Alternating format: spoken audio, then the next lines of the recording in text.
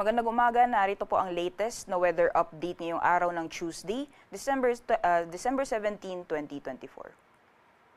Sa ngayon po ay patuloy pa na nating binabantayan itong low pressure area na nasa loob ng ating Philippine Area of Responsibility. Ang nasabing low pressure area ay embedded or nakapaloob sa Intertropical Convergence Zone. Yan po yung linya ng mga kaulapan na namamataan po natin dito sa ating latest na satellite animation.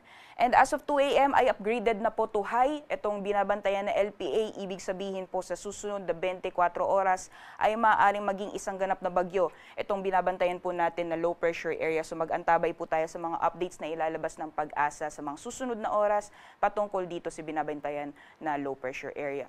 As of 3 a.m. ay huli itong namataan sa layong 155 kilometers east-southeast ng Tagum City, Davao del Norte, at nakikita po natin sa ating latest satellite animation yung mga kaulapan na dala po nitong binabantayan na low pressure area ay nakakaapekto na sa malaking bahagi or buong Visayas at Mindanao. Kaya asahan po natin ang maulan na panahon sa malaking bahagi po ng Kabisayan at Mindanao area ngayong araw.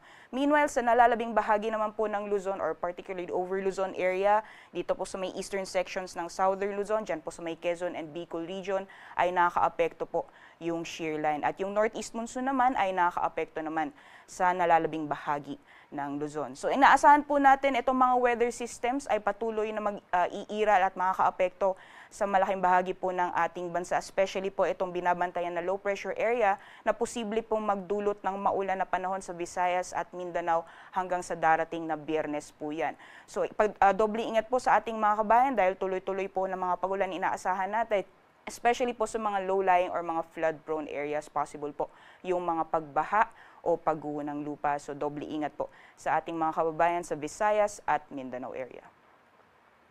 Alamin naman po natin ang magiging lagay ng panahon dito sa Luzon ngayong araw. Dulot po ng epekto ng northeast monsoon o hanging amihan, makakaranas po ng maulap na kalangitan na may kasamang light to moderate na mga pag-ulan ngayong araw dito sa Cagayan Valley, gayon din sa Cordillera Administrative Region at sa Aurora. At kanina po, gaya ng nabanggit natin, yung shear line po ay nakakaapekto sa may eastern sections ng Southern Luzon, dyan po sa may Quezon at Bicol region. Kaya magiging makulimlim din po yung panahon ngayong araw. Possible po yung mga moderate to heavy na mga pag-ulan. So ingat din po sa ating mga kabayan dyan sa Kabikulan, pati na rin sa ating mga kabayan sa Quezon Province. Maaaring makaranas din po ng mga pagbaha, pati na rin yung mga pagguho ng lupa, especially po sa mga low-lying or mga flood-prone areas. Sa nalalabing bahagi naman po ng Luzon, bahagyang maulap hanggang sa maulap po na kalangitan inaasahan natin ngayong araw. So may tsansa pa rin po ng mga biglaan o mga panandalian na buhos ng ulan. Usually mga light lamang or mga pag-ambon ang possible na maranasan ngayong araw sa nalalabing bahagi ng Luzon. Diyan po sa may Ilocos Region, ilang bahagi ng Central Luzon, dito po sa Metro Manila, ilang bahagi po ng Mimaropa at Quezon Province, sa Calabarzon area. So magiging makulimlim lamang po yung panahon, especially sa may areas po ng Calabarzon and Mimaropa, dulot pa rin na epekto nitong northeast monsoon, pati na rin ng shear line. Temperature forecast naman po natin ngayong araw sa mga piling syudad dito sa Luzon. For Lawag po ay aabot ng 31 degrees Celsius. Medyo may kalamigan po sa Tugigaraw ngayong araw na yung agwat ng temperatura ay maglalaro mula 22 hanggang 28 degrees Celsius.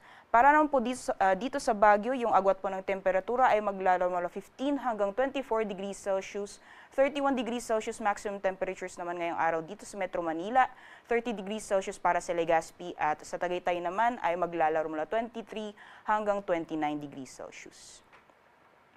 So magiging lagay naman po ng panahon sa nalalabing bahagi po ng ating bansa, gaya po na nakita natin sa ating latest na satellite image kanina or satellite animation, ay magdudulot pa rin ng mga pag-ulan itong low pressure area pati na rin ng Intertropical Convergence Zone sa buong Visayas at Mindanao. So maghapon na makulimlim na panahon po yung inaasahan natin, possible din po yung moderate to heavy na mga pag-ulan. So ingat po sa ating mga kabayan over Visayas and Mindanao area. Meanwhile, dito naman po sa Palawan, magiging bahagyang maulap hanggang sa maulap din po yung kalangitan. At kung may mga pag-ulan man, mostly mga isolated lamang na mapagbuhos ng ulan. So ito yung panandalian o mga biglaang buhos ng ulan na mas madalas nararanasan sa hapon o sa gabi.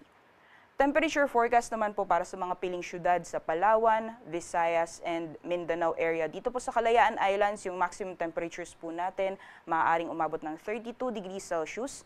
Para naman sa mga piling syudad dito sa Kabisayaan, dito sa Iloilo, Cebu, pati na rin sa Tacloban, yung maximum temperatures po natin naabot ng 30 degrees Celsius. Ganyan din sa Cagayan de Oro as well as sa Metro Davao. At dito naman po sa Zamboanga, yung agwat po ng temperatura po natin ay maglalaro mula 25 hanggang 32 degrees Celsius.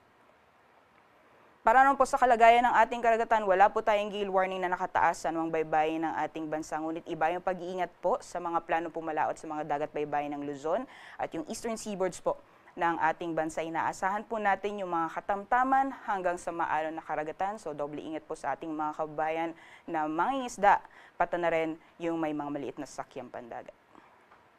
Sunrise po natin ay nasa 6:14 a.m. at sunset ay 5:30 p.m. Para sa karagdagang impormasyon, bisitahin lamang po ang aming social media accounts at ang aming YouTube, pati na rin po ang aming website pag-asa.dost.gov.ph.